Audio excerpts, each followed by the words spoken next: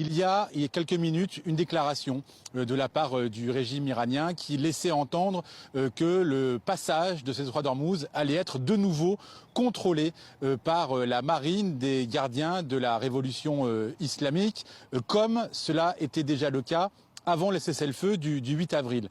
Qu'est-ce que ça veut dire? Ça veut dire qu'en réalité, les bateaux de marchandises qui souhaitent traverser ce détroit d'Ormuz eh bien, devront payer un droit de passage et emprunter une route maritime déterminée par Téhéran. Et c'est exactement ce qu'il se passe depuis ce matin, puisque avec Morgane Dumont, nous constatons depuis ce matin sur le site de données en temps réel de ces routes maritimes du détroit d'Ormuz, eh bien qu'il y a des navires qui arrivent à franchir ce détroit d'Ormuz dans le sens golfe Persique jusqu'au golfe d'Oman et même dans le sens inverse, même si c'est un petit peu plus rare, ce qui signifie que ces navires, essentiellement des pétroliers et quelques cargos, battant pavillon étranger, eh bien, ont réussi à traverser le détroit parce qu'ils ont payé un droit de passage et parce qu'ils ont emprunté cette fameuse route maritime qui est finalement dans les eaux iraniennes.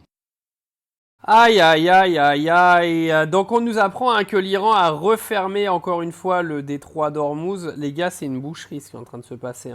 C'est une boucherie parce que tous les jours, on apprend un truc, le lendemain, on a sa contradiction.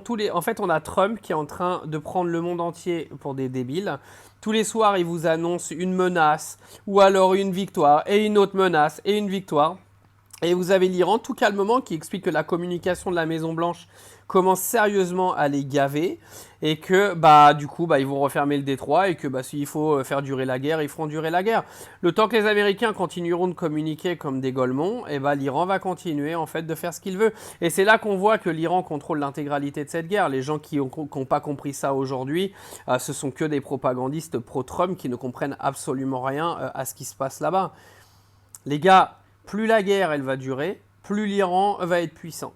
D'accord? Parce qu'ils sont chez eux là-bas. Les Américains, ils ont leur putain de bateau qui est là. Leurs bases militaires, elles ont été explosées au Moyen-Orient. Tous les pays voisins de l'Iran aujourd'hui ne se permettront plus d'être complices de quoi que ce soit parce qu'ils vont avoir peur de se faire éclater la tronche. C'est exactement tout le boulot qu'a fait l'Iran depuis le début de cette guerre.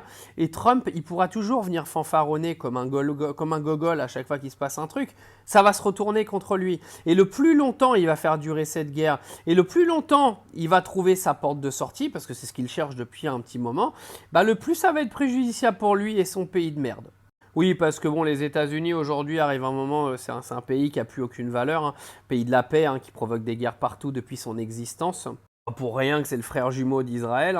La guerre, c'est un petit peu leur leitmotiv, tu vois, ils vivent que de ça. Et les gars, pour finir cette vidéo, l'Iran fait ce qu'il veut.